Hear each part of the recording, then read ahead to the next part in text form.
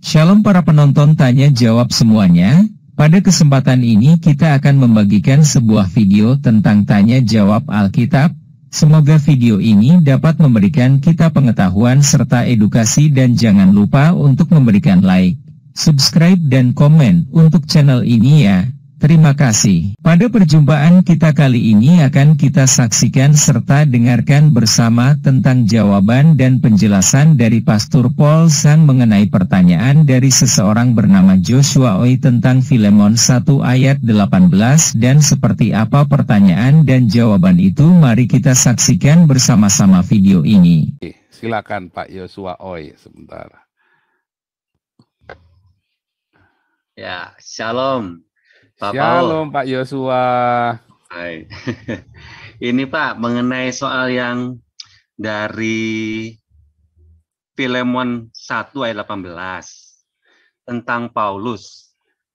Dia berkata kalau dia sudah merugikan engkau ataupun berhutang padamu, tanggungkanlah semuanya itu kepadaku. Aku Paulus menjaminnya dengan tulisanku tanganku sendiri. Aku akan membayarnya agar jangan kukatakan tanggungkanlah semuanya itu kepadamu. Karena engkau berhutang padaku, yaitu dirimu sendiri. Kalau menurut perjanjian lama, kan kita tidak boleh menanggung hutang ya Pak? Ya. Apakah karena seperti yang Pak Paul bilang tadi, bahwa karena Paulus tidak lagi hidup di dalam perjanjian lama, tapi sudah di perjanjian baru, maka dia bisa menanggungkan hutang untuk hutang orang lain? Nah gini, itu ceritanya si Onesimus ya kalau nggak salah kan? Iya betul. Onesimus ini kan seorang budak, tapi Onesimus ini kemudian menjadi pengikut Kristus dan menjadi muridnya Paulus. Nah teologi di dalam perjanjian baru adalah membebaskan para tawanan loh, ya kan? Lukas 4. Ya, Roh Tuhan Allah ada padaku untuk membebaskan para tawanan, termasuk budak ini. Makanya Paulus itu melakukannya secara hurufiah. Dia dibeli budak itu. Dibeli tapi dibebaskan. Nah, kalau waktu beli, tapi Onesimus kan masih ada tanggungan hutang. Ya sudah nanti aku yang bayar. Tapi kan waktu itu Paulus nggak datang. Nggak ada di situ. Makanya dia nulis, ini tanda buat saya yang jamin utangnya dia, nanti saya bayar utangnya. Maksudnya begitu, bukan dia menjadi penanggung, bukan. Terus dia boleh hutang lagi, bukan. Tapi kalau dia masih ada hutang, nanti aku yang bayar. Nah, itu artinya begitu. Gitu. Tapi ya. Berarti, jadi itu benar-benar. Jadi teologi itu benar-benar membebaskan para budak. Tapi kemudian gereja, yaitu tadi gereja itu malah menyesatkan dari Alkitab Perjanjian Baru, bikin perbudakan. Padahal budak-budak itu dilepaskan loh sama rasul-rasul. Tapi berarti menanggung hutang orang lain itu berarti sebenarnya nggak boleh kan Pak? Bukan. Itu definisi menanggung hutang orang lain, janganlah menjadi penanggung sesamamu. Iya, Nah, bukan menanggung hutang loh. Jadi penanggung sesamamu itu begini. Di zaman perjanjian lama, ya, kemudian ada orang yang ngomong, ya kan, datang, ya, dia lagi kesulitan keuangan atau dia lagi ada masalah, ya kan, dia butuh orang yang berani menjamin dia bahwa dia tidak berbuat salah, misalnya habis membunuh orang gitu kan. Terus dia datang sama kita, ya kan. Terus dia cerita yang baik-baik ya kan. Ya, kita nggak tahu kondisi sebenarnya. Dia cerita benar baik-baik, terus kita dua datang kepada siapa dia bikin salah. Terus kita ngomong, oke, saya akan nanggung dia. Ya kan? Ya. Nah, ternyata dia bohong. Celaka nggak kita? Celaka. Kita kudu nanggung. Orangnya udah kabur. Makanya jadi dibilangnya itu bukan di Taurat tapi di Amsal, janganlah menjadi penanggung sesamamu. Artinya jangan bodoh. Tiap orang biar nanggung dosanya sendiri, tiap orang biar nanggung salahnya sendiri. Ya. Yang dimaksud begitu. Artinya kita jangan bodoh, jangan nanggung utangnya orang. Makanya selalu kalau orang-orang saya menasihatkan kepada Anda, jangan sok baik berdiakonia dengan nanggung utangnya orang. Beda kalau Anda punya uang banyak, Anda mau selamatkan dia, udah tak bayar semua utangmu, Anda memang melimpah hidupnya, dan Anda punya pengalaman, misalnya nih, perbankan, ya kan, Anda punya koperasi, itu nanti kita mau bikin koperasi ya, kita mau bikin koperasi nanti, supaya jemaat, umat yang bergabung di sini semua bisa ini ya, bisa ada solusi keuangan. Kita enggak cuma ngomong tok. Nah, itu koperasi, itu kan juga, apakah itu menjadi penanggung hutang? Bukan.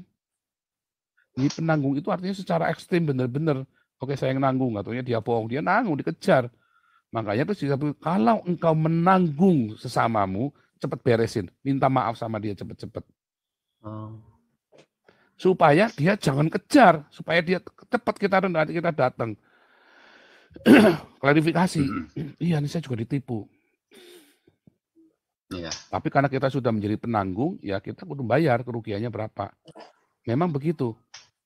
Ya. Kan cilaka kan? Iya cilaka lah Pak. Iya itu mah zaman sekarang juga begitu. Itu nasihat bijak. Jangan nanggung, jangan pernah menjadi penanggung. Misalnya nih kita punya adiknya datang. Ya udah nanti kalau sampai dia nggak bayar, aku yang bayar. Kan begitu kan nanggung. Atau ada orang mau utang. Ini siapa yang mau nanggung? Saya, kan goblok. Saya pernah terjebak dalam itu ya. Ada salah satu inilah kerabat, saya nanggung. Ternyata dia benar-benar nipu. Wah, saya babak belur. Ayah saya juga pernah. Jadi itu nampaknya saya nggak belajar dari kesalahan itu. Nah, ibu saya nggak ngajarin, lupa ngajarin. Jangan pernah nanggung. Itu tuh wajar ya, gitu kan sering kali kan. Karena aku yang menggaransi dia deh, ini orang baik. Mau dikejar kita. Kan Pak kita gitu kan ya. Itu yang dimaksud begitu. Kalau bagi orang Yahudi, begitu kita bilang kita yang garansi, wah dikejar. Tapi kalau sekarang hukumnya nggak boleh ya. Jadi misalnya nih, bahkan ya misalnya gini nih, kita mau penangguhan penahanan. Saya mau menangguhkan KC, keluar. Misalnya gitu, siapa yang nanggung yang penjaminnya Pak Jenderal Tobing. Lalu tiba-tiba KC kabur. Apakah Jenderal Tobing masuk penjara? Enggak. Udah nggak bisa begitu lagi. Kalau dulu masuk penjara. Kalau sampai KC kabur, ya Jenderal Tobing di penjara. Tapi kalau sekarang hukumnya nggak boleh begitu. Siapa yang salah, ya dia yang masuk. Kalau dulu bisa tukeran gitu. Siapa salah, orang lain yang nanggung bisa. Kalau sekarang udah nggak boleh, karena lebih banyak jebakan-jebakan. Orang ditipu. Jadi di situ nanti ada ketidakadilan ya kan. Oke. Nangkep ya.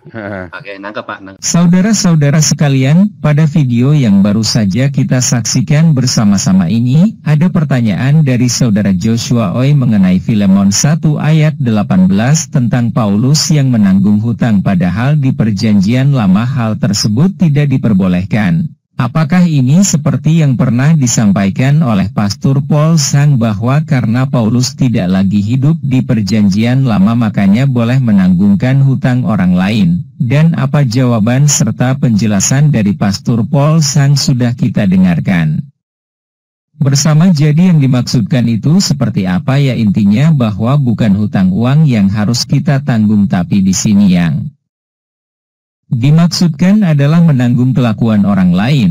Jadi sekali lagi di sini yang dimaksudkan dengan menanggung hutang itu bukan masalah materi tapi menanggung masalah kelakuan atau kepribadian seseorang. Silahkan para penonton menilai sendiri atas jawaban serta penjelasan dari Pastor Paul Sang. Tulis di kolom komentar untuk pendapatnya. Terima kasih. Jawabannya lihat ayat di Alkitab. Filemon pukul 1:18 dan kalau dia sudah merugikan engkau ataupun berhutang padamu, tanggungkanlah semuanya itu kepadaku.